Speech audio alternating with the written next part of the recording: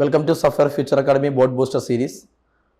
അപ്പോൾ നമ്മൾ കപ്പാസിറ്റേഴ്സ് ടോപ്പിക്കാണ് പഠിച്ചുകൊണ്ടിരിക്കുന്നത്. ലാസ്റ്റ് ക്ലാസ്സിലെ കപ്പാസിറ്റേഴ്സ് ഇൻ സീരീസും കപ്പാസിറ്റേഴ്സ് ഇൻ പാരലാണ് നോക്കിയത്. Next energy stored in capacitor. Energy stored in capacitor. ഇപ്പോൾ നമ്മളൊരു കപ്പാസിറ്റർ ഒരു ബാറ്ററിയുമായി കണക്ട് ചെയ്തു. ഈ ബാറ്ററിയുടെ പൊട്ടൻഷ്യൽ ഡിഫറൻസ് വി ആണ്. ഇതിന്റെ കപ്പാസിറ്ററിന്റെ കപ്പാസിറ്റൻസ് സി ആണ്. അതിന്റെ കപ്പാസിറ്റൻസ് സി ആണ്. അപ്പോൾ കപ്പാസിറ്ററിനെ ഇതുവരെ കണക്ട് ചെയ്യുമ്പോൾ കപ്പാസിറ്ററിൽ ഇങ്ങനെ പ്ലേറ്റിൽ ഇങ്ങനെ ചാർജ് ഇങ്ങനെ ഇൻക്രീസ് ആയി വരും അല്ലേ. ഇവിടെ ഇങ്ങനെ ചാർജ് ഇങ്ങനെ കൂടി വരും, ഇവിടെ അതുപോലെ ഇത് ഇങ്ങനെ ഇൻക്രീസ് ആയി വരും. നമ്മൾ കഴിഞ്ഞ ക്ലാസ്സിൽ പറഞ്ഞിട്ടുണ്ട്. അപ്പോൾ ഒന്ന് പോസിറ്റീവ് നെഗറ്റീവ് ആകുമ്പോൾ there is A potential difference. നമ്മൾ പറഞ്ഞു ഒറ്റ കപ്പാസിറ്റർ ആണെങ്കിൽ ബാറ്ററിയുടെ പൊട്ടൻഷ്യൽ ഡിഫറൻസ് ആണ് അവിടെയുള്ള പൊട്ടൻഷ്യൽ ഡിഫറൻസ് എന്ന് പറഞ്ഞു. അതെപ്പോഴാണ് ആവുക എന്ന് വെച്ചാൽ ഇതിൽ രണ്ടിലും ഫുള്ള് ചാർജ് ആയി കഴിഞ്ഞാൽ, രണ്ടിലും ഫുള്ള് ചാർജ് കിട്ടിക്കഴിഞ്ഞാലാണ് അവിടെയുള്ള പൊട്ടൻഷ്യൽ ഡിഫറൻസ് ബാറ്ററിയുടെ പൊട്ടൻഷ്യൽ ഡിഫറൻസ് ആവുക. അതുവരെ ആ ഒരു ചെറിയ ടൈം വരെ ചാർജ് ഇങ്ങനെ കൂടി കൂടി വരികയാണ്. അപ്പോൾ ഇപ്പൊ നിലവില് ഈ രണ്ട് പ്ലേറ്റ് തമ്മിൽ ഒരു പൊട്ടൻഷ്യൽ ഡിഫറൻസ് ഉണ്ടാവും. അത് ബാറ്ററിയുടെ പൊട്ടൻഷ്യൽ ഡിഫറൻസ് അല്ല. ബാറ്ററിയുടെ പൊട്ടൻഷ്യൽ ഡിഫറൻസ് ആവുക ചാർജ് ഫുൾ ആയാല. അപ്പൊ ഇപ്പോൾ നിലവിൽ ഇതിനകത്തൊരു സ്മോൾ ക്യൂ എമൗണ്ട് ചാർജ് ഉണ്ട്. തുടക്കത്തിൽ സ്റ്റാർട്ടിങ്ങിൽ ചാർജ് സീറോ ആയിരുന്നു. അപ്പൊ ചാർജ് ഇങ്ങനെ ഇൻക്രീസ് ആയി വരികയാണ്. അപ്പൊ ഇതിൽ പ്ലസ് ക്യൂ, മറ്റേതിൽ മൈനസ് ക്യൂ. ഇനി അടുത്ത എമൗണ്ട് ചാർജ് ജസ്റ്റ് മനസ്സിലാൻ വേണ്ടി പറയാണ്, അടുത്ത എമൗണ്ട് ചാർജ് ഇതിനകത്ത് കയറണം. അപ്പൊ ഈ ക്യൂവിന്റെ കൂടെ ഇവരും കൂടി അതിലേക്ക് കയറണം. ഈ ചാർജ് ഇങ്ങനെ ഇൻക്രീസ് ആയി വരികയാണല്ലോ. അപ്പൊ ചെറിയൊരു എമൗണ്ട് ചാർജ് അതിലേക്ക് എൻ്റർ ചെയ്യണം. അപ്പൊ ഓൾറെഡി അവിടെ പ്രസന്റ് ആയ ചാർജ് ഇനി എൻ്റർ ചെയ്യേണ്ട ചാർജിനെ, ഓൾറെഡി അവിടെ ഉള്ള ചാർജ് ഈ ചാർജിനെ റിപ്പൽ ചെയ്യും അല്ലെ. ഓൾറെഡി അവിടെ ആ പ്ലേറ്റിനകത്തുള്ള ചാർജ് ഇനി അങ്ങോട്ടേക്ക് എൻ്റർ ചെയ്യുന്ന ചാർജിനെ റിപ്പൽ ചെയ്യും. അപ്പൊ റിപ്പൽ ചെയ്യുമ്പോൾ ഈ ചാർജിന് പിന്നെ എങ്ങനെ അങ്ങോട്ടേക്ക് കയറാൻ പറ്റും? അപ്പോൾ ബാറ്ററി, അവിടെയാണ് ബാറ്ററിയുടെ റോള്. ബാറ്ററി എന്ത് ചെയ്യും എന്ന് വെച്ചാൽ ആ റിപ്പൽഷന് എതിരായിട്ട് ഒരു വർക്ക് ചെയ്യും. ആര് ചെയ്യും? ബാറ്ററി ചെയ്യും. അങ്ങനെ വർക്ക് ചെയ്തിട്ട് ഈ ചാർജിനെയും കൂടി അവിടെ എത്തിക്കും. അതുപോലെ മറ്റേ പ്ലേറ്റിലും ഉണ്ടാവുക ചാർജ്. അപ്പൊ ചാർജ് ഇങ്ങനെ കൂടി വരും. ഇനി അടുത്ത ചാർജ് എൻ്റർ ചെയ്യുമ്പോൾ എന്താവും? അടുത്ത ആൾക്കാർ എൻ്റർ ചെയ്യുമ്പോൾ ഇപ്പൊ അവിടെ കയറി നിൽക്കുന്ന ആൾക്കാർ കൂടി അതിനെ റിപ്പൽ ചെയ്യാൻ തുടങ്ങും അല്ലേ. റിപ്പൽഷൻ കൂടി. അപ്പൊ ബാറ്ററി കൂടുതലായിട്ട് വർക്ക് ചെയ്യേണ്ടി വരും. ഇനി ഈ ചാർജ് അവിടെ എത്തിക്കഴിഞ്ഞാൽ അവരും കൂടി അടുത്ത ചാർജുകളെ റിപ്പൽ ചെയ്യും. അടുത്ത പ്രവേശിക്കേണ്ട ചാർജുകളെ റിപ്പൽ ചെയ്യും. അപ്പൊ റിപ്പൽഷൻ ഇങ്ങനെ കൂടി വരും. അപ്പൊ ഇവിടുത്തെ ഫോഴ്സ് വാരിയബിൾ ആണ്. അതുകൊണ്ട് നമ്മളിങ്ങനെ വർക്ക് ചെയ്യും, കണ്ടുപിടിക്കും. ഇവിടെ വർക്ക് ആരാ ചെയ്യുന്നത്? ബാറ്ററി. ആ റിപ്പൽഷനെതിരെ ബാറ്ററിയാണ് വർക്ക് ചെയ്യുന്നത്. അങ്ങനെ ബാറ്ററി ചെയ്യുന്ന വർക്കാണ് energy stored in capacitor. Okay.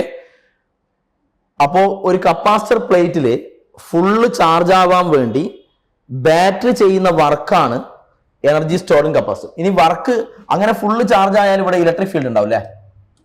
അപ്പോൾ ഈ ഇലക്ട്രിക് ഫീൽഡിന്റെ രൂപത്തിലാണ്, ചാർജിന്റെ രൂപത്തിൽ അല്ലെങ്കിൽ അവിടെയുള്ള ഇലക്ട്രിക് ഫീൽഡിന്റെ രൂപത്തിലാണ് എനർജീനെ സ്റ്റോർ ചെയ്യുന്നത് കപ്പാസിറ്റർ പ്ലേറ്റിന്റെ ഇടയിൽ. അപ്പോൾ നമ്മൾ ബാറ്ററി ചെയ്യുന്ന വർക്ക് കണ്ടുപിടിക്കണമെങ്കിൽ ആദ്യം ഇവിടെ നമ്മളൊരു സ്മോൾ എമൗണ്ട് ഓഫ് വർക്ക് കണ്ടുപിടിക്കണം. ആ സ്മോൾ എമൗണ്ട് ഓഫ് വർക്കിനെ ഇന്റഗ്രേറ്റ് ആണ് ടോട്ടൽ വർക്ക് കണ്ടുപിടിക്കേണ്ടത്. അതുകൊണ്ടാണ് ഈ മെത്തേഡ് ഉപയോഗിക്കുന്നത്. ഫോഴ്സ് വാരിയബിൾ ആണെങ്കിൽ എപ്പോഴും അങ്ങനെയല്ലേ ചെയ്യേണ്ടത്? ഫോഴ്സ് വാരിയബിൾ ആണെങ്കിൽ ഒരു സ്മോൾ എമൗണ്ട് ഓഫ് വർക്ക് കണ്ടുപിടിക്കണം, അതിനെ ഇന്റഗ്രേറ്റ് ചെയ്തിട്ട് ടോട്ടൽ വർക്ക് കണ്ടുപിടിക്കും. ഇവിടെ ഫോഴ്സ് എങ്ങനെ വാരിയബിൾ ആകുന്നത്? ചാർജുകൾ അവിടെ കൂടുതൽ പ്രവേശിക്കുന്നതിനനുസരിച്ച് അടുത്ത വരുന്ന ചാർജുകളെ നന്നായിട്ട് റിപ്പൽ ചെയ്തുകൊണ്ടേയിരിക്കും. അപ്പൊ റിപ്പൽഷൻ ഇങ്ങനെ കൂടിക്കൊണ്ടേയിരിക്കും. അപ്പൊ റിപ്പൽസീവ് ഫോഴ്സ് വാരിയബിൾ ആണ്. അപ്പോൾ വർക്ക് ഇങ്ങനെ കണ്ടുപിടിക്കണം. അപ്പോൾ നമ്മൾ വർക്ക് എങ്ങനെയാണ് കാണുന്നത്? വർക്ക് ചെയ്യുന്നത് ആരാണ്? ബാറ്ററിയാണ്. ഓക്കെ. ഞാൻ പറഞ്ഞു ഏതോ ഒരു ഇൻസ്റ്റന്റിൽ, അറ്റ് എ പെർട്ടിക്കുലർ ഇൻസ്റ്റന്റ് ഇവിടെയുള്ള ചാർജ് സ്മോൾ ക്യൂ ആണ്. അപ്പോൾ അവിടെ മൈനസ് സ്മോൾ ക്യൂ ആണ്. At a particular instant full charge ആയിട്ടില്ലേ, ഏതോ ഒരു ഇൻസ്റ്റന്റിലുള്ള ചാർജാണ് സ്മോൾ ക്യൂ. അപ്പോൾ ഇവർ തമ്മിലുള്ള പൊട്ടൻഷ്യൽ ഡിഫറൻസ് എങ്ങനെ? രണ്ട് പ്ലേറ്റും തമ്മിലുള്ള potential difference, charge small Q ആണല്ലോ, അപ്പൊ Q/C വരും. ഈ പൊട്ടൻഷ്യൽ ഡിഫറൻസ് എന്ന് പറയുന്നത് ബാറ്ററിയുടെ പൊട്ടൻഷ്യൽ ഡിഫറൻസ് അല്ല. ബാറ്ററിയുടെ പൊട്ടൻഷ്യൽ ഡിഫറൻസ് ആവുക കംപ്ലീറ്റ് ചാർജ് ആയാലാണ്. അപ്പൊ ഏതോ ഒരു ഇൻസ്റ്റന്റിലുള്ള ഈ രണ്ട് പ്ലേറ്റുകൾ തമ്മിലുള്ള പൊട്ടൻഷ്യൽ ഡിഫറൻസ് ആണ് Q by C. Potential difference between the plate ആണ് Q by C. നമ്മൾ മുന്നേ ഇങ്ങനെ ഒരു ഫോർമുല അടിച്ചിട്ടുണ്ട്, potential difference equal to W by Q. ഇങ്ങനെ ഒരു ഫോർമുല അടിച്ചിട്ടുണ്ട്. അപ്പൊ ഇവിടെ നിലവിലുള്ള ചാർജ് Q ആണ്. ഇനി ക്യൂവിന്റെ കൂടെ ഒരു DQ ചാർജ് കൂടി അവിടത്തേക്ക് എൻ്റർ ചെയ്യാണ്, ഒരു സ്മോൾ എമൗണ്ട് ചാർജ് കൂടി എൻ്റർ ചെയ്യാണ്. ഓൾറെഡി അറ്റ് പ്രസന്റ് Q ഉണ്ട്, അതിന്റെ കൂടെ ചെറിയൊരു എമൗണ്ട് ചാർജ് DQ അവിടെ എൻ്റർ ചെയ്യാണ്. ആ DQനെ അവിടെ എത്തിക്കാൻ ആര് വർക്ക് ചെയ്യണം? ബാറ്ററി. അപ്പൊ ബാറ്ററി ഒരു സ്മോൾ എമൗണ്ട് വർക്ക് ചെയ്യണം, DQ ചാർജ് അല്ലേ. അപ്പൊ DQനെ അവിടെ എത്തിക്കാൻ വേണ്ടി ഒരു സ്മോൾ എമൗണ്ട് വർക്ക് ചെയ്യണം ആര്? ബാറ്ററി. അങ്ങനെയാണെങ്കിൽ പൊട്ടൻഷ്യൽ ഡിഫറൻസ് ഈക്വൽ ടു, ഇവിടെ എഴുതേണ്ട ഡബ്ല്യുവും ക്യൂ ഏതാണ്? ഏത് ചാർജ് ആണോ അവിടെ എത്തുന്നത് അതാണ് ഇവിടെ വേണ്ടത്. അപ്പൊ ക്യൂവിന്റെ സ്ഥാനത്ത് അവിടത്തേക്ക് എൻ്റർ ചെയ്യുന്ന ചാർജ് ഏതാ? DQ ആണ്. അതിനെ അവിടെ എത്തിക്കാൻ വേണ്ടി ബാറ്ററി ചെയ്യുന്ന വർക്ക് എത്രയാ? DW ആണ്. അങ്ങനെയാണെങ്കിൽ potential difference equal to DW by DQ വരും. ഇപ്പോൾ ഉള്ള potential difference DW by DQ വരും. അങ്ങനെയാണെങ്കിൽ potential difference DW by DQ വരും. ഇതാണ് പൊട്ടൻഷ്യൽ ഡിഫറൻസ്. അങ്ങനെയാണെങ്കിൽ DW എന്ത് വരും? VDQ വരും. നമുക്കറിയാം ഇപ്പൊ ഇവിടെ പ്രസന്റ് ആയ ചാർജ് Q ആണ്, അതിന്റെ കൂടെ ഒരു DQ എക്സ്ട്രാ എത്താൻ വേണ്ടി ബാറ്ററി ചെയ്യുന്ന സ്മോൾ എമൗണ്ട് വർക്ക് ആയിരുന്നു. ഈ potential difference at present charge Q ആണല്ലോ ഉള്ളത്, അതുകൊണ്ട് potential difference Q by C ആണ്. സോ ഇത് Q by C DQ വരും വർക്ക്. ഓക്കെ, അങ്ങനെയാണെങ്കിൽ ബാറ്ററി ചെയ്യുന്ന ടോട്ടൽ വർക്ക് എങ്ങനെ വരും? ടോട്ടൽ വർക്ക് കാണാൻ ഈ സ്മോൾ എമൗണ്ട് വർക്കിനെ നമ്മൾ ഇന്റഗ്രേറ്റ് ചെയ്യണം. ഈ സ്മോൾ എമൗണ്ട് ഓഫ് വർക്കിനെ ഇന്റഗ്രേറ്റ് ചെയ്താൽ ടോട്ടൽ വർക്ക് വേണം. അങ്ങനെയാണെങ്കിൽ ടോട്ടൽ വർക്ക് ഈക്വൽ ഇന്റഗ്രൽ DWന് പകരം Q by C DQ വരും. ഇവിടെ ആരാണ് വേരിയബിള്? ഇതിലിങ്ങനെ ഇൻക്രീസ് ആയി വരുന്ന ആളാരാണ്? ചാർജാണ്. തുടക്കത്തിൽ ചാർജ് എത്രയായിരുന്നു? ചാർജ് 0 ആയിരുന്നു. അപ്പോൾ ചാർജ് ഇങ്ങനെ ഇൻക്രീസ് ആയി ലാസ്റ്റ് ഫുൾ ചാർജ് ആയി. ഈ സ്മോൾ ക്യൂ എന്ന് പറയുന്നത് നമ്മൾ പറഞ്ഞു ഒരു പർട്ടിക്കുലർ ഇൻസ്റ്റന്റിലുള്ള ചാർജാണ് സ്മോൾ ക്യൂ. അപ്പോൾ അവസാനം ഇതിൽ ഫുള്ള് ചാർജ് ആവും. ആ ടോട്ടൽ ചാർജിനെ ഞാൻ ക്യാപിറ്റൽ ക്യൂ എന്ന് വിളിച്ചു. അപ്പോൾ ഇവിടെ ചാർജ് വാരി ചെയ്യുന്നത് 0 മുതൽ ക്യാപിറ്റൽ ക്യൂ വരെയാണ്. അപ്പോൾ ഇവിടെ വാരിയബിൾ ചാർജ് ആണ്. ചാർജ് വാരി ചെയ്യുന്നത് 0 മുതൽ ക്യാപിറ്റൽ ക്യൂ ആണ്. ഇത് ക്യാപിറ്റൽ ക്യൂ ആയി കഴിഞ്ഞാൽ ഫുള്ള് ചാർജ് ആയി കഴിഞ്ഞാൽ പിന്നെ ഇവിടെയുള്ള പൊട്ടൻഷ്യൽ ഡിഫറൻസ് എന്ന് പറയുന്നത് ബാറ്ററിയുടെ പൊട്ടൻഷ്യൽ ഡിഫറൻസ് ആണ്. എന്ന് പറഞ്ഞാൽ ചാർജ് എത്ര ആയാൽ? ക്യാപിറ്റൽ ക്യൂ ആയാൽ പിന്നെ ഇവിടെയുള്ള പൊട്ടൻഷ്യൽ ഡിഫറൻസ് ബാറ്ററിയുടെ പൊട്ടൻഷ്യൽ ഡിഫറൻസ് ആണ്. അങ്ങനെയാണെങ്കിൽ ചാർജ് ആണ് variable, so 1 by C take out side. പിന്നെ ഇന്റഗ്രൽ QDQനെ ഇന്റഗ്രേറ്റ് ചെയ്താൽ Q² by 2 എന്നാണ്. Limit 0 to capital Q. So W equal to 1 by C into ആദ്യം സ്മോൾ ക്യൂന് പകരം ക്യാപിറ്റൽ ക്യൂ കൊടുത്താൽ ക്യാപിറ്റൽ Q² by 2 വരും, മൈനസ് സ്മോൾ ക്യൂന് പകരം 0 കൊടുത്താൽ അത് 0 ആവും. സോ വർക്ക് എന്ന് വെച്ചാൽ Q² by 2C ആണ് വരിക. Work equal Q² by 2C. ഇതാണ് ബാറ്ററി ചെയ്യുന്ന വർക്ക്. എന്തിനു വേണ്ടി? ഈ പ്ലേറ്റിന് ഫുള്ള് ചാർജ് കിട്ടാൻ വേണ്ടി ബാറ്ററി ചെയ്യുന്ന വർക്കാണിത്. ഈ വർക്കാണ് energy stored in capacitor. Energy stored in the form of electric field. Energy stored in the form of electric field. So energy stored in capacitor Q² by 2C ആണ്. അപ്പോൾ ഇപ്പോൾ charge capital Q ആയി, full charge ആയി. ഇനി നമുക്ക് potential difference ആയിട്ട് ആരെ എടുക്കാം? ബാറ്ററിയുടെ പൊട്ടൻഷ്യൽ ഡിഫറൻസ് എടുക്കാം. Okay, so energy stored in capacitor Q² by 2C ആണ്. നമുക്കറിയാം Q ഈക്വൽ ടു CV എന്നാണ്. ഇപ്പോൾ ഈ V ആരതാണ്? ബാറ്ററിയുടേതാണ്. കംപ്ലീറ്റ് ചാർജ് ആയല്ലോ. സോ ക്യൂവിന് പകരം CV കൊടുത്തു. അപ്പോൾ Q² എന്നുള്ളത് C² V² ആവും, by 2C വരും. C cancel. So energy stored in capacitor half CV². Another formula Q² by 2C അല്ലെങ്കിൽ ഹാഫ് CV². ഇനി നമ്മളിപ്പോ സബ്സ്റ്റിറ്റ്യൂഷൻ കൊടുത്തത് ക്യൂവിന് പകരം CV എന്ന് കൊടുത്തു. ഇനി Q അവിടെ നിൽക്കട്ടെ. സിക്ക് പകരം എന്ത് കൊടുക്കാം? സിക്ക് പകരം ക്യൂ ബൈ വി എന്ന് കൊടുക്കാം അല്ലെ. C equal Q by V എന്നാണ്. C equal Q by V. അങ്ങനെ റീപ്ലേസ് ചെയ്താൽ എന്താവും? Q square by 2c. സിക്ക് പകരം Q by V. Q cancel. So take V numerator. So it become half Q V എന്ന് വരും. So energy stored in capacitor half Q V എന്ന് കിട്ടും. Energy stored in capacitor half Q V എന്ന് കിട്ടും. അപ്പൊ energy stored in capacitor 3 ഫോമുലയാണ്. Q square by 2c, half C V square, half Q V. Okay. പിന്നെ വേറൊരു കാര്യം കൂടി പറഞ്ഞുതരാം. നമ്മൾ പറഞ്ഞു potential difference equal to W by Q എന്നല്ലേ. അപ്പൊ ഈ ബാറ്ററിയുടെ പൊട്ടൻഷ്യൽ ഡിഫറൻസ് V അല്ലേ.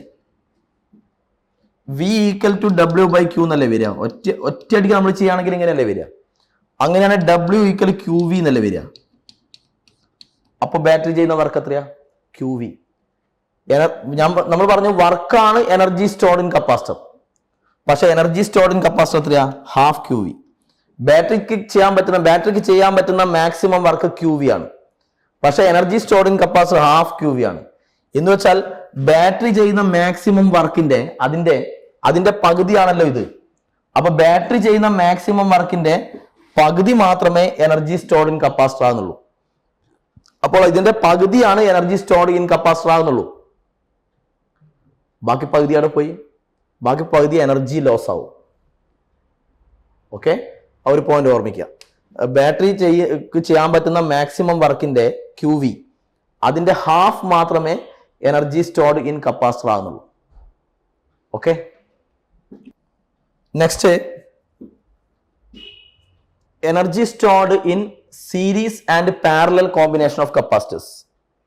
Energy stored in series. ഇപ്പൊ കുറെ കപ്പാസിറ്റർ ഇൻഫിനിറ്റ് നമ്പർ വിചാരിച്ചു. നമ്മൾ സീരീസ് ആയി കുറേ എണ്ണം സീരീസ് ആയി കണക്ട് ചെയ്തു. ഒരു ബാറ്ററി ഉപയോഗിച്ച് നമ്മൾ എല്ലാം സീരീസ് ആയി കണക്ട് ചെയ്തെന്ന് വെച്ചോ. സീരീസ് കണക്ഷനിൽ നമ്മൾ പഠിച്ച ഫോമുല എന്താ? ചാർജ് എല്ലാത്തിലും സെയിം ആണെന്ന് പഠിച്ചു. സീരീസ് കണക്ഷനിൽ ചാർജ് എല്ലാത്തിലും സെയിം ആണ്. സീരീസ് കണക്ഷനിൽ ഇക്വിവാലന്റ് കപ്പാസിറ്റൻസ് എങ്ങനെയാണ്? 1/C equivalent equal to 1/C1 plus 1/C2 plus 1/C3 plus etcetera ഇങ്ങനെ പോകും കുറെ ഉണ്ടെങ്കിൽ. സീരീസ് കണക്ഷനിൽ energy stored in capacitor 3 formula ഉണ്ട്. Q square by 2c, half C V square, half Q V. ഇതില് series കണക്ഷനിൽ നമ്മൾ പഠിച്ചെന്താണ്? ചാർജ് എല്ലാത്തിലും സെയിം ആണ്. അതുകൊണ്ട് ഇതിൽ ക്യൂ കൊടുക്കുമ്പോൾ ഇതിലൊക്കെ ക്യൂ കൊടുക്കുക അല്ലെ. ചാർജ് എല്ലാത്തിലും സെയിം ആണല്ലോ. അങ്ങനെയാണെങ്കിൽ energy stored in capacitor Q square by 2c അല്ലേ. ഈ ഇക്വേഷന് multiplied by Q square by 2. ഈ ഇക്വേഷനെ ക്യൂ സ്ക്വയർ ബൈ 2 കൊണ്ട് മൾട്ടിപ്ലൈ ചെയ്യാം. അങ്ങനെയാണെങ്കിൽ ഇതെന്താവും? Q square by 2c equivalent. Multiply ചെയ്യുമ്പോൾ ഇതിലുള്ള ഓരോ ടേമിനെയും മൾട്ടിപ്ലൈ ചെയ്യണം. അപ്പോൾ ഇതെന്താവും? Q square by 2c1, Q square by 2c2, Q square by 2c3 plus etcetera വരും. ക്യൂ സ്ക്വയർ ബൈ 2c ആരാണ്? Energy stored in capacitor. So ഇത് energy stored in first capacitor, ഇത് energy stored in second capacitor, ഇത് energy stored in third capacitor plus etcetera. Equivalent capacitance എന്ന് പറഞ്ഞാൽ എല്ലാത്തിൻ്റെയും കൂടിയുള്ളതാണ്. എല്ലാത്തിൻ്റെയും കൂടിയുള്ള എഫക്റ്റീവ്, എല്ലാത്തിനെയും ഒറ്റൊന്നിനെ കൊണ്ട് റീപ്ലേസ് ചെയ്യുന്നതല്ലേ ഇക്വിവാലന്റ് കപ്പാസിറ്റൻസ്. അപ്പൊ എല്ലാത്തിൻ്റെയും കൂടിയുള്ള ടോട്ടൽ കപ്പാസിറ്റൻസ് ആണ് ഇക്വിവാലന്റ് കപ്പാസിറ്റർ. അപ്പൊ ക്യൂ സ്ക്വയർ ബൈ 2c എന്ന് പറഞ്ഞാൽ എനർജി സ്റ്റോർഡ് ഇൻ കപ്പാസിറ്റർ. ഇത് total energy stored in capacitor. അപ്പോൾ കുറെ കപ്പാസിറ്ററുകൾ സീരീസ് ആയി കണക്ട് ചെയ്താൽ total energy stored in capacitor എന്ന് പറയുന്നത് ഓരോ കപ്പാസിറ്ററിലുള്ള സ്റ്റോർ ചെയ്ത എനർജി തമ്മിൽ ആഡ് ചെയ്തായി. അപ്പൊ ടോട്ടൽ എനർജി കാണാൻ ഓരോ കപ്പാസിറ്ററിൽ സ്റ്റോർ ചെയ്ത എനർജികളെ ആഡ് ചെയ്താൽ മതി. അപ്പൊ ടോട്ടൽ എനർജി കിട്ടും. ഇനി നമ്മൾ പാരലൽ കോമ്പിനേഷനിൽ പറയുകയാണെങ്കിലോ, ഈ കപ്പാസിറ്ററുകളൊക്കെ നമ്മൾ പാരലൽ ആയിട്ട് കണക്ട് ചെയ്തു. അങ്ങനെ കുറെ എണ്ണം പാരലൽ ആയിട്ട് കണക്ട് ചെയ്തു. പാരലൽ കണക്ഷനിൽ ഫോമുല എന്തായിരുന്നു? പാരലൽ കണക്ഷനിൽ സി ഇക്വിവാലന്റ് എന്ന് വെച്ചാൽ C1 plus C2 plus C3 plus et cetera അങ്ങനെയായിരുന്നു പാരലൽ കണക്ഷനിൽ. പിന്നെ പാരലൽ കണക്ഷനിൽ നമ്മൾ പഠിച്ചത് പാരലൽ കണക്ഷനിൽ ചാർജ് അല്ല സെയിം, പാരലൽ കണക്ഷനിൽ പൊട്ടൻഷ്യൽ ഡിഫറൻസ് സെയിം. ഇവിടെ സീരീസിൽ ചാർജ് സെയിം ആയതുകൊണ്ട് ഈ ഫോമുല ഉപയോഗിച്ച് ചെയ്തത്. കാരണം ചാർജ് എല്ലാത്തിലും സെയിം ആയതുകൊണ്ട് ക്യൂ ക്യൂ ക്യൂ എല്ലാത്തിനും കൊടുക്കാലോ. പക്ഷെ പാരലൽ കൺസ്റ്റന്റ് ചാർജ് അല്ലല്ലോ സെയിം, പൊട്ടൻഷ്യൽ ഡിഫറൻസ് അല്ലേ സെയിം. പൊട്ടൻഷ്യൽ ഡിഫറൻസ് വരുന്ന ഫോമുലയാണ്, എനർജിന്റെ ഫോമുലയാണ് ഹാഫ് സി വി സ്ക്വയർ. അപ്പൊ ഇതിന് ഹാഫ് വി സ്ക്വയർ കൊണ്ട് മൾട്ടിപ്ലൈ ചെയ്യാം. ഹാഫ് വി സ്ക്വയർ കൊണ്ട് ഓരോന്നിനെ മൾട്ടിപ്ലൈ ചെയ്യാം. അപ്പൊ ഇതെന്താവും? Half C equivalent V square ആയി. വി എല്ലാത്തിലും സെയിമാ, പൊട്ടൻഷ്യൽ ഡിഫറൻസ് എല്ലാത്തിലും സെയിമാ, അതുകൊണ്ട് എല്ലാത്തിലും വി കൊടുക്കാലോ. അപ്പൊ ഹാഫ് വി സ്ക്വയർ കൊണ്ട് മൾട്ടിപ്ലൈ ചെയ്യാം. അപ്പൊ ഇതിലുള്ള ഓരോ ടേമിനെയും മൾട്ടിപ്ലൈ ചെയ്യണം. അപ്പൊ ഇത് half C one V square വരും, plus half C two V square വരും, plus half C three V square വരും, പ്ലസ് എറ്റ്സെട്ര അങ്ങനെ പോകും. വി എല്ലാത്തിലും കോമൺ ആണ്, പൊട്ടൻഷ്യൽ ഡിഫറൻസ് സെയിം ആണ്. ഹാഫ് സി വി സ്ക്വയർ എന്ന് വെച്ചാൽ എനർജി സ്റ്റോർഡ് ഇൻ കപ്പാസിറ്റർ ആണ്. സോ ഇത് energy stored in first capacitor, energy stored in second capacitor, energy stored in third capacitor, plus et cetera. ഇവിടെ equivalent capacitance ആയതുകൊണ്ട് ഇത് total energy stored ആണ്. അപ്പോൾ കപ്പാസിറ്ററുകൾ സീരീസ് ആയി കണക്ട് ചെയ്താലും പാരലൽ കണക്ട് ചെയ്താലും ടോട്ടൽ എനർജി കാണാൻ, ടോട്ടൽ എനർജി സ്റ്റോർഡ് കാണാൻ ഓരോന്നിലുള്ള എനർജി സ്റ്റോർഡ് തമ്മിൽ ആഡ് ചെയ്താൽ മതി. അപ്പൊ ടോട്ടൽ എനർജി കാണാൻ സീരീസിലും പാരലലും ടോട്ടൽ എനർജി കാണാൻ ഇൻഡിവിജ്വൽ എനർജികളെ, ഓരോന്നിലും സ്റ്റോർ ചെയ്യുന്ന എനർജികളെ തമ്മിൽ ആഡ് ചെയ്യണം. സീരീസ് ആയാലും ശരി, പാരലൽ ആയാലും ശരി. ഓക്കെ. എനർജി ഡെൻസിറ്റി നമ്മൾ last energy stored in capacitor പറഞ്ഞു. എനർജി ഡെൻസിറ്റി എന്ന് പറയുമ്പോൾ എനർജി സ്റ്റോർഡ് ഇൻ കപ്പാസിറ്റർ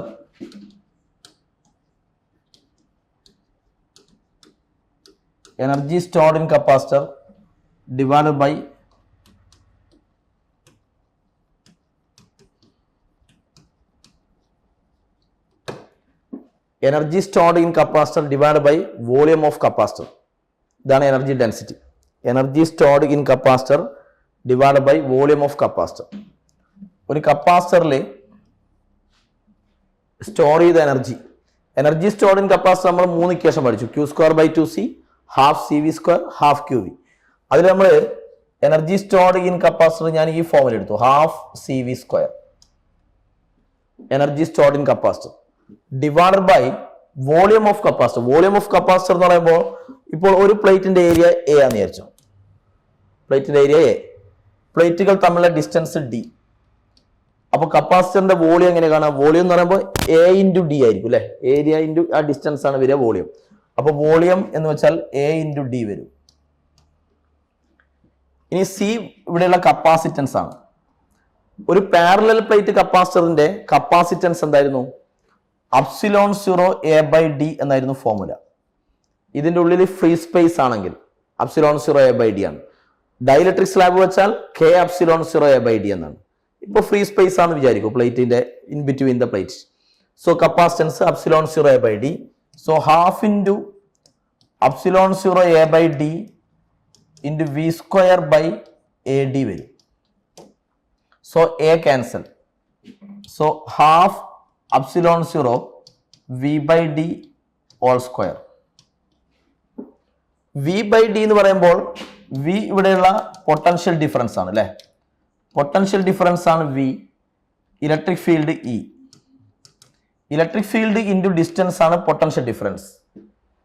അങ്ങനെയാണെങ്കിൽ ഇലക്ട്രിക് ഫീൽഡ് എന്ന് വെച്ചാൽ പൊട്ടൻഷ്യൽ ഡിഫറൻസ് ബൈ ഡിസ്റ്റൻസ് ആയിരുന്നു. യൂണിഫോം ഇലക്ട്രിക് ഫീൽഡ് ആണെങ്കിൽ പൊട്ടൻഷ്യൽ ഡിഫറൻസ് ബൈ ഡിസ്റ്റൻസ് ആണ് electric field. So this is electric field. So energy density equal to half epsilon 0 E square. This is the energy density of a capacitor. Energy density of electric field. Half epsilon 0 E square. Energy density. Okay.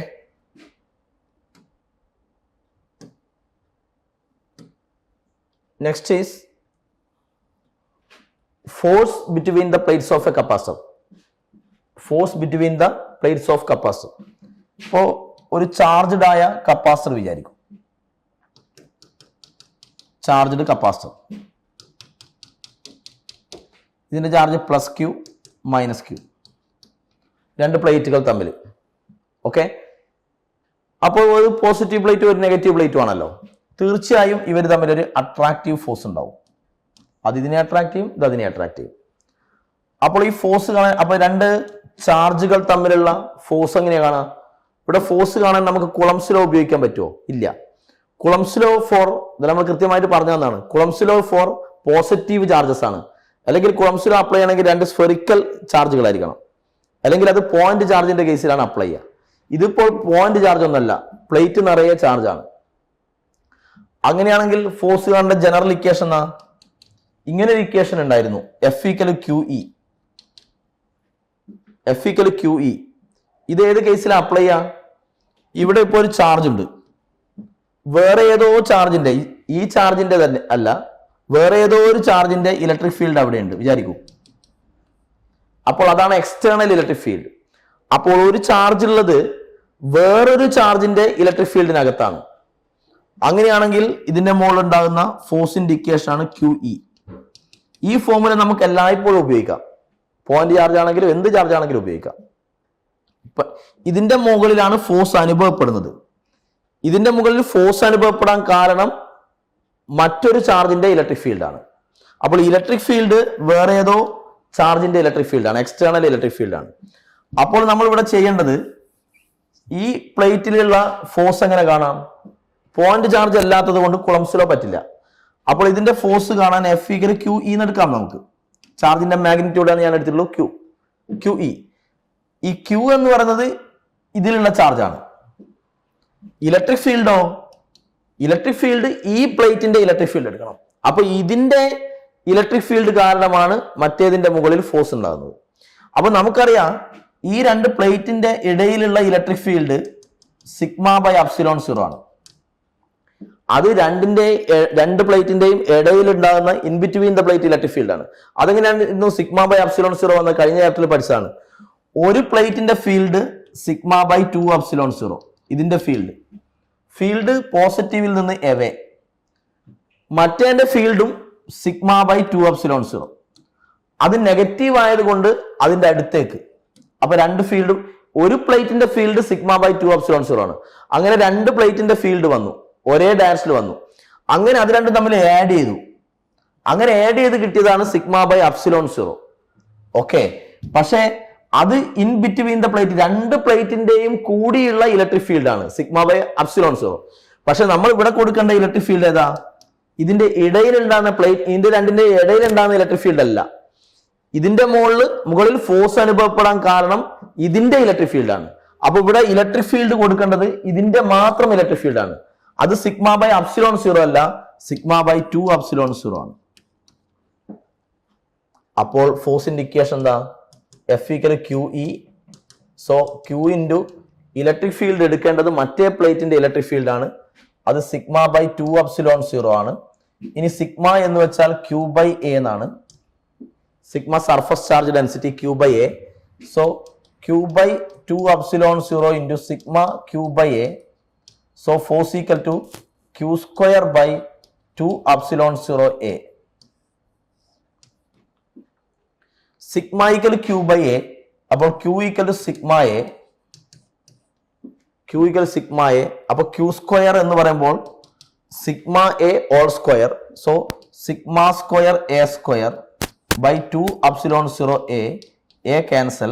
So force equal to σ²A/2ε0.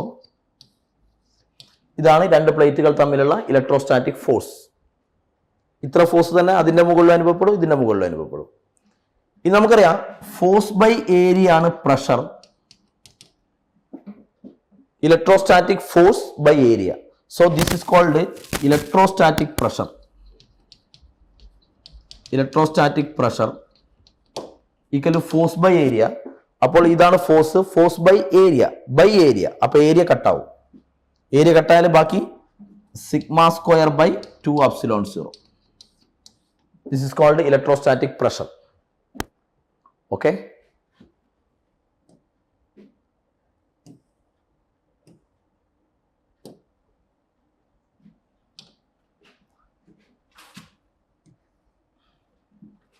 Next topic common potential.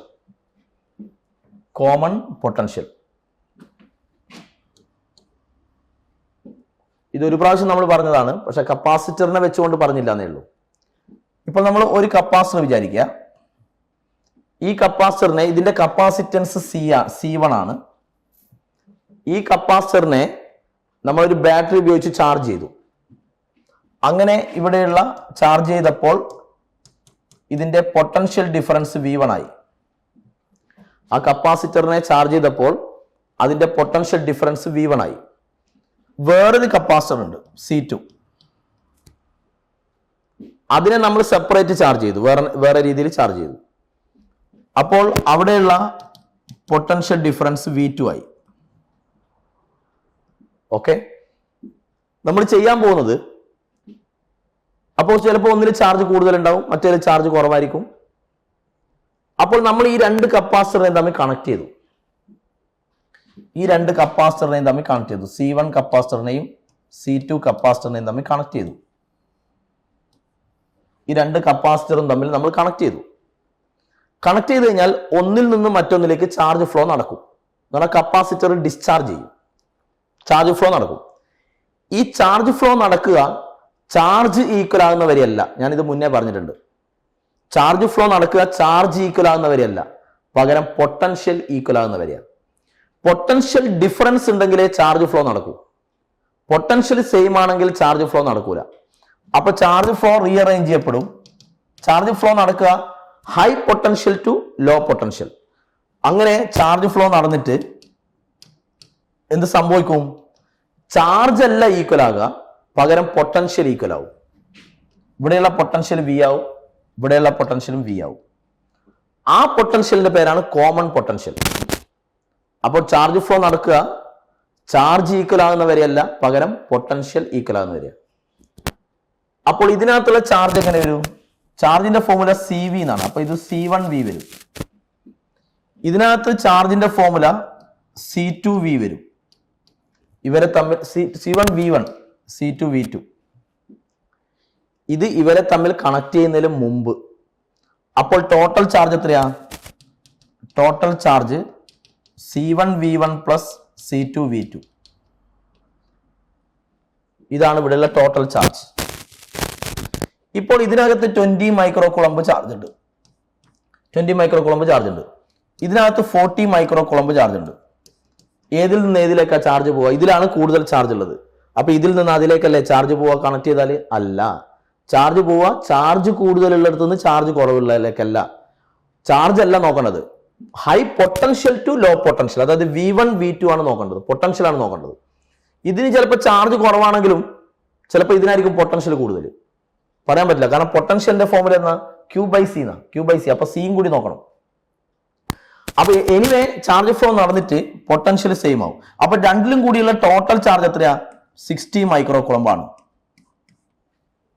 Total charge 60 micro കുളമ്പാണ്. അപ്പോൾ ഇപ്പം charge എത്രയാ? ഇവിടെയുള്ള charge C1V, ഇവിടെയുള്ള charge C2V. അപ്പൊ total charge എത്രയാ? C1V plus C2V ആണ് total charge. രണ്ടിലും കൂടിയുള്ള ടോട്ടൽ ചാർജ്. ഞാൻ പറയുന്നു ഈ ടോട്ടൽ ചാർജ്, ടോട്ടൽ ഏതെങ്കിലും ഒരു ചാർജ് അല്ലേ, ടോട്ടൽ ചാർജ് ഇതും അതും സെയിം ആയിരിക്കും. കാരണം എന്താ? ടോട്ടൽ ചാർജ് എത്രയാ? ഇതിൽ 20 മൈക്രോ കുളമ്പ്, ഇതിൽ 40 മൈക്രോ കുളമ്പ്, ടോട്ടൽ 60. കണക്ട് ചെയ്ത് എന്നാ സംഭവിക്കുന്നത്? ഒന്നിൽ നിന്ന് മറ്റൊന്നിലേക്ക് ചാർജ് പോയി. ഇപ്പോൾ ഇതിൽ നിന്ന് അതിലേക്കാ പോയെന്ന് വിചാരിക്കൂ. ഇതിൽ എത്ര ഉണ്ടായിരുന്നു ആദ്യം? 40. 40യിൽ നിന്ന് ഒരു 5 പോയി എന്ന് വെച്ചോ, അപ്പൊ ഇത് 35 ആയി.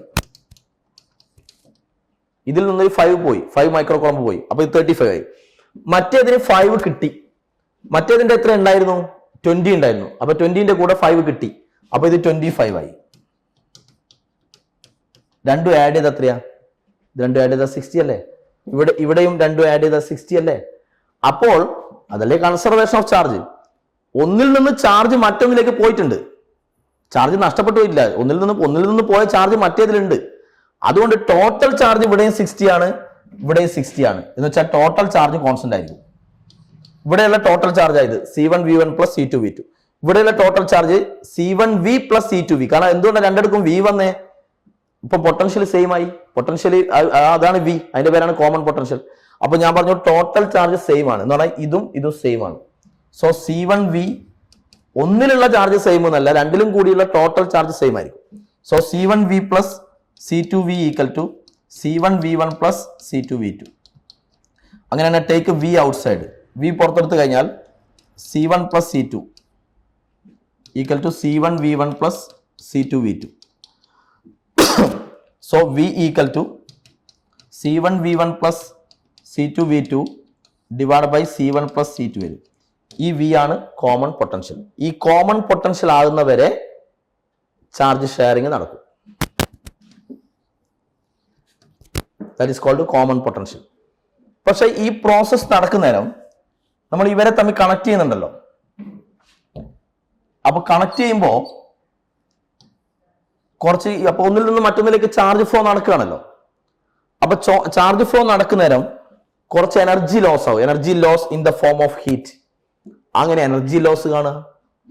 എനർജി ലോസ് എന്ന് പറഞ്ഞാൽ ഇനീഷ്യൽ എനർജി എടുക്കുക. ഇനീഷ്യൽ എനർജി ഒന്നിന്റെ എടുത്താൽ പോരെ, രണ്ടിനും കൂടി എടുക്കണം, ടോട്ടൽ എടുക്കണം. ഫൈനൽ എനർജി എടുക്കുക. രണ്ടും തമ്മിൽ ഡിഫറൻസ് അല്ലേ ലോസ് ഇൻ എനർജി. അപ്പൊ ഇവിടെ ഇനീഷ്യൽ എനർജി എത്ര വരിക? എനർജി സ്റ്റോർഡ് ഇൻ കപ്പാസിറ്റർ ഫോമിൽ എന്തിനും ഹാഫ് CV².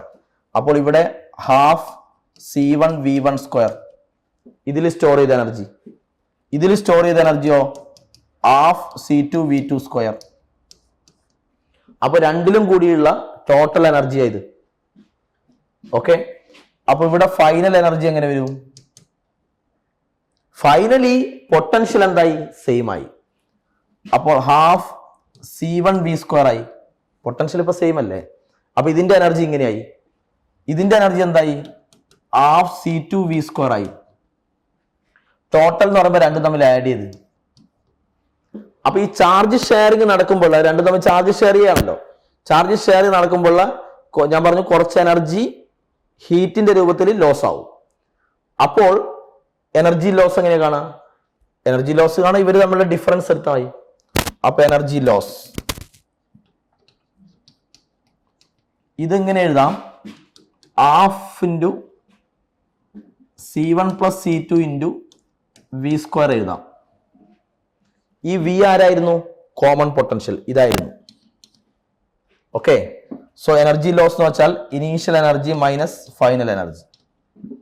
ഇനീഷ്യൽ എനർജി എത്രയാണ്? ഇതാണ് half C1V1 square plus half C2V2 square. ഇതാണ് initial energy. Minus final energy എന്താണ്? Half into C1 plus C2 into V². ഇതാണ് ഫൈനൽ എനർജി. ഈ V എന്ന് പറയുന്നത് നമ്മുടെ കോമൺ പൊട്ടൻഷ്യൽ ആയിരുന്നു. കോമൺ പൊട്ടൻഷ്യൽ എന്ന് പറയുമ്പോൾ ഇത് അതെടുത്ത് ഇവിടെ സബ്സ്റ്റിറ്റ്യൂട്ട് ചെയ്തു. സോ എനർജി ലോസ് എങ്ങനെ വരും? എനർജി ലോസ് എങ്ങനെ കിട്ടും? Half C1V1 square plus half C2V2 square minus half into C1 plus C2 into V². V is the common potential, this one. So C1V1 plus C2V2 divided by C1 plus C2 V² ഉണ്ടല്ലേ, all square. അപ്പോൾ ഒരു C1 plus C2 C1 plus C2 ഒന്നല്ല കട്ടാവും. ഒന്ന് കട്ടാനും ഇവിടെ square ഉള്ളതുകൊണ്ട് ഒന്ന് ബാക്കി ഉണ്ടാവും. അപ്പൊ ഇത് സോൾവ് ചെയ്താൽ ഓൺ സോൾവിങ് കുറച്ച് സ്റ്റെപ്പുകൾ ചെയ്യാനുണ്ട്. അങ്ങനെയാണെങ്കിൽ ലാസ്റ്റ് കിട്ടുക എനർജി ലോസ് കിട്ടുക. Energy loss half into C1 C2 by C1 plus C2 into V1 minus V2 all square ആണ് കിട്ടുക.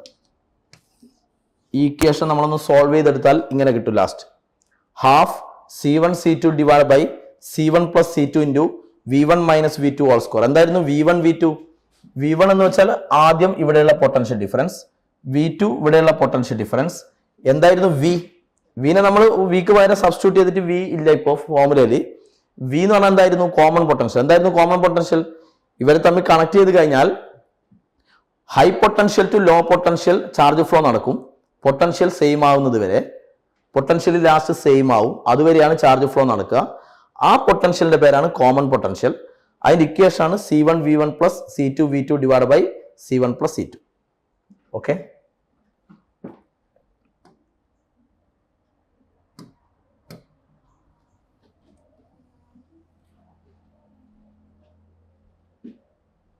introducing of dielectric slab between the plates of the capacitor. അതായത് capacitor between the capacitor plate of capacitor ഒരു dielectric slab introduce ചെയ്യാണ്. ഇത് കുറച്ച് points ആണ്, ഇത് ഓരോന്നോരോ question ആണ്. അതായത് നമ്മൾ ഒരു കപ്പാസിറ്റർ അവിടെ വെച്ച് കപ്പാസിറ്ററിന്റെ കപ്പാസിറ്റൻസ് സി ആണ്. ഇതിനെ നമ്മളൊരു ബാറ്ററിയുമായി കണക്ട് ചെയ്തു. ബാറ്ററിയുമായി കണക്ട് ചെയ്താൽ ഇവിടെയുള്ള പൊട്ടൻഷ്യൽ ഡിഫറൻസ് വി ആണ്. ബാറ്ററിന്റെ പൊട്ടൻഷ്യൽ ഡിഫറൻസ് തന്നെയാണ് അവിടെയുള്ള പൊട്ടൻഷ്യൽ ഡിഫറൻസ്. എന്നിട്ട് ബാറ്ററി പോയി ചാർജ് ചെയ്തു. എന്നിട്ട് ഈ ബാറ്ററി അവിടെ തന്നെ വെക്കുന്നു, ബാറ്ററി മാറ്റുന്നില്ല. Battery remain connected.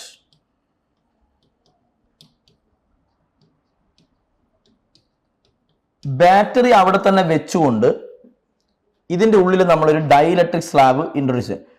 നമ്മൾ മുന്നേ പഠിച്ചിട്ടുണ്ട് ഒരു കപ്പാസിറ്ററേ ഉള്ളൂ എങ്കിൽ ബാറ്ററിയുടെ പൊട്ടൻഷ്യൽ ഡിഫറൻസ് തന്നെയായിരിക്കും അവിടെയുള്ള പൊട്ടൻഷ്യൽ ഡിഫറൻസ്. ബാറ്ററി അവിടെ തന്നെ ഉണ്ടെങ്കിൽ, അപ്പോൾ ഇവിടെ ബാറ്ററി അവിടെ തന്നെ ഉള്ളത് കൊണ്ട് പൊട്ടൻഷ്യൽ ഡിഫറൻസ് കോൺസ്റ്റന്റ് ആയിരിക്കും, സെയിം ആയിരിക്കും. ബാറ്ററി റിമൂവ് ചെയ്ത് കഴിഞ്ഞാൽ പിന്നെ ഇതിനകത്ത് ചാർജ് ആയിരിക്കും കോൺസ്റ്റന്റ്. കാരണം പിന്നെ ചാർജ് കൊടുക്കാൻ ആരില്ല, ബാറ്ററി ഇല്ല. ബാറ്ററി അവിടെ തന്നെ റിമെയിൻ കണക്റ്റഡ് ആണെങ്കിൽ പിന്നെ ചിന്തിക്കേണ്ട, പൊട്ടൻഷ്യൽ ഡിഫറൻസ് കോൺസ്റ്റന്റ്. ബാറ്ററിയുടെ പൊട്ടൻഷ്യൽ ഡിഫറൻസ് ആണ് അവിടെ ഉണ്ടാവുക. അങ്ങനെയാണെങ്കിൽ ഇവിടെയുള്ള കപ്പാസിറ്റൻസ് എന്താവും? ഇതിന്റെ ഉള്ളിൽ നമ്മളൊരു ഡൈഇലക്ട്രിക് സ്ലാബ് ഇൻട്രൊഡ്യൂസ് ചെയ്ത ബാറ്ററി അവിടെ എന്തൊക്കെയാ ചെയ്തത്? ബാറ്ററി ഉപയോഗിച്ച് ചാർജ് ചെയ്തു. ബാറ്ററി അവിടെ തന്നെ ഉള്ളത് കൊണ്ട് പൊട്ടൻഷ്യൽ ഡിഫറൻസ് കോൺസ്റ്റന്റ് ആയിരിക്കും. അതിനുശേഷം ഒരു ഡൈഇലക്ട്രിക് സ്ലാബ് ഇൻട്രൊഡ്യൂസ്. ഡൈഇലക്ട്രിക് സ്ലാബിന്റെ ഡൈഇലക്ട്രിക് കോൺസ്റ്റന്റ് ആണ് കെ. അങ്ങനെയാണെങ്കിൽ കപ്പാസിറ്റൻസ് എന്താവും? കപ്പാസിറ്റൻസിന്റെ ഫോർമുല അപ്സിലോൺ 0 a/d എന്നായിരുന്നല്ലോ. കപ്പാസിറ്റൻസിന്റെ ഫോർമുല ഇങ്ങനെയായിരുന്നു. ഡൈഇലക്ട്രിക് സ്ലാബ് ഇൻട്രൊഡ്യൂസ് ചെയ്താൽ എന്താവും? K epsilon 0 a/d. കപ്പാസിറ്റൻസ് എപ്പോഴും അങ്ങനെയാവും. ഡൈഇലക്ട്രിക് സ്ലാബ് ഇൻട്രൊഡ്യൂസ് ചെയ്താൽ കെ അപ്സിലോൺ 0 a/d ആവും. അപ്പൊ ഇവിടെ ഇൻറ്റു ഒരു കെ വരും. അപ്പൊ കപ്പാസിറ്റൻസ് എന്താവും?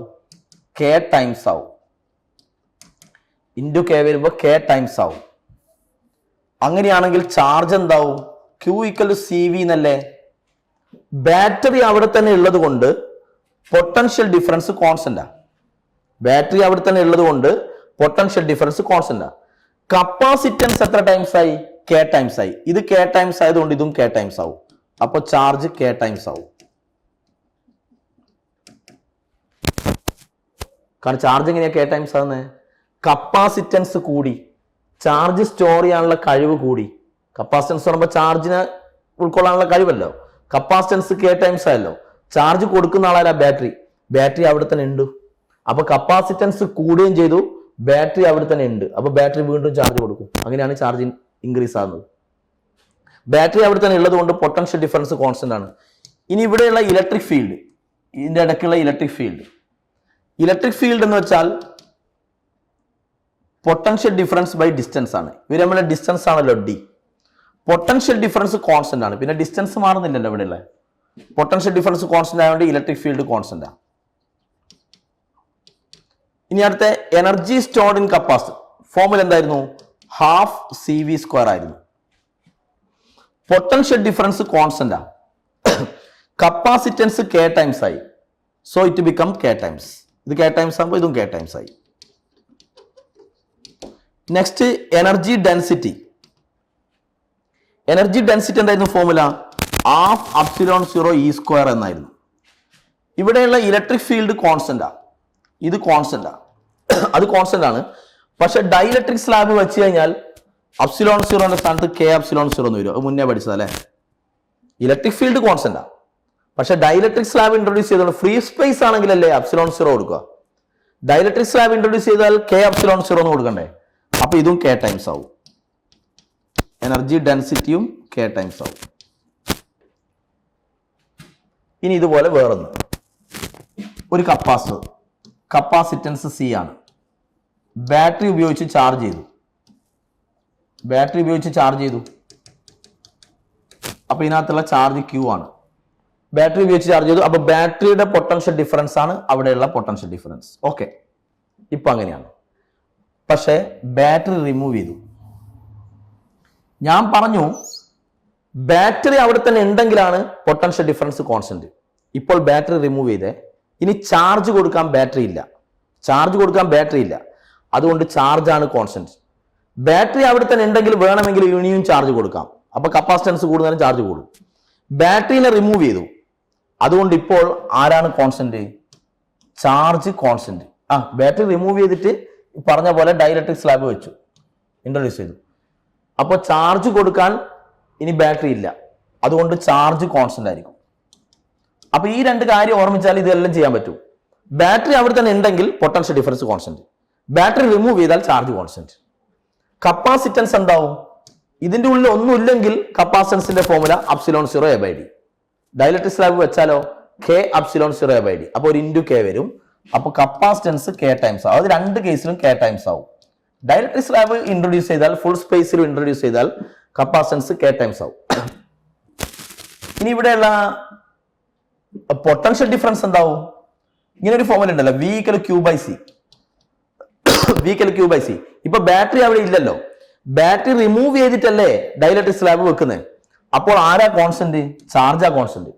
ഇത് കോൺസ്റ്റന്റാ, ഇത് K ടൈംസ് ആയി. അപ്പൊ ഡിനോമിനേറ്റർ K ടൈംസ് ആയി. അപ്പൊ ഡിനോമിനേറ്ററിലാ K വരിക. അപ്പൊ ഇത് ഡിനോമിനേറ്ററിൽ K വരുന്നോണ്ട് ഇത് 1/K ടൈംസ് ആവും. പൊട്ടൻഷ്യൽ ഡിഫറൻസ് 1/K ടൈംസ് ആവും. ഇനി ഇവിടെയുള്ള ഇലക്ട്രിക് ഫീൽഡ് എന്താവും? ഇലക്ട്രിക് ഫീൽഡ് എന്ന് പറയുന്നത് potential difference by distance. Potential distance plate തമ്മിലുള്ള ഡിസ്റ്റൻസ് ആണല്ലോ, അത് മാറ്റമൊന്നുമില്ലല്ലോ. പൊട്ടൻഷ്യൽ ഡിഫറൻസ് 1/K ടൈംസ് ആയി, ഇത് 1/K ടൈംസ് ആയി. അപ്പൊ ഇത് 1/K ടൈംസ് ആകുമ്പോൾ ഇതും 1/K ടൈംസ് ആവും. 1/K ആകുമ്പോൾ ഇതും 1/K ആയി. ഇനി energy stored in capacitor formula, ഈ ഫോർമുല എടുത്തോ വേണമെങ്കിൽ, ചാർജിലുള്ള ഫോർമുല, കാരണം ചാർജ് കോൺസ്റ്റന്റ് ആണല്ലോ. Q²/2C എടുത്തോ. ഇവിടെ ചാർജ് കോൺസ്റ്റന്റ് ആണ്, കപ്പാസിറ്റൻസ് K ടൈംസ് ആയി. അപ്പൊ ഡിനോമിനേറ്റർ K വന്നു. ഡിനോമിനേറ്റർ K വന്നോണ്ട് ഇതെന്തായി? 1/K ടൈംസ് ആയി. എനർജി ഡെൻസിറ്റി ഫോർമുല എന്താ? ½ ε0 E². ഡൈഇലക്ട്രിക് സ്ലാബ് വരുമ്പോൾ ε0ന്റെ സ്ഥാനത്ത് K ε0 വരും. ഇവിടെ ഒരു K വരും, K ε0 വരും. ഇനി ഇലക്ട്രിക് ഫീൽഡ് എന്തായി? 1/K ടൈംസ് ആയി. അപ്പൊ ഇലക്ട്രിക് ഫീൽഡിന്റെ സ്ക്വയർ, അപ്പോൾ 1/K ന്റെ സ്ക്വയർ. അപ്പൊ ഒരു K കട്ടായാലും പിന്നെ ഒരു K ഡിനോമിനേറ്റർ ഉണ്ടാവും. അപ്പൊ ഇതും 1/K ടൈംസ് ആവും. ഓക്കെ, അതെല്ലാം ജസ്റ്റ് ഇക്വേഷൻ വെച്ച് ചെക്ക് ചെയ്ത്. ഓക്കെ, ഇത്ര കാര്യം ഓർമ്മിക്കണ്ടു. കപ്പാസിറ്റർ ചാർജ് ചെയ്തു, ബാറ്ററി അവിടെ തന്നെ ഉണ്ട്. ബാറ്ററി അവിടെ തന്നെ വെച്ചുകൊണ്ടാണ് ഡൈഇലക്ട്രിക് സ്ലാബ് വെച്ചെങ്കിൽ, ബാറ്ററി അവിടെ തന്നെ ഉണ്ടെങ്കിൽ potential difference constant. Battery remove ചെയ്തിട്ടാണ് ഡൈഇലക്ട്രിക് സ്ലാബ് വെച്ചെങ്കിൽ ഇനി ചാർജ് കൊടുക്കാൻ ബാറ്ററി ഇല്ല, അപ്പൊ ചാർജ് കോൺസ്റ്റന്റ്. ഈ രണ്ട് കാര്യങ്ങൾ വെച്ച് ഇത് കംപ്ലീറ്റ് പോയിന്റ് ചെയ്യാൻ പറ്റും. ഓക്കെ, സോ ഈ ക്ലാസ് ഇവിടെ വൈൻഡ് അപ്പ് ചെയ്യാം. Okay, thank you.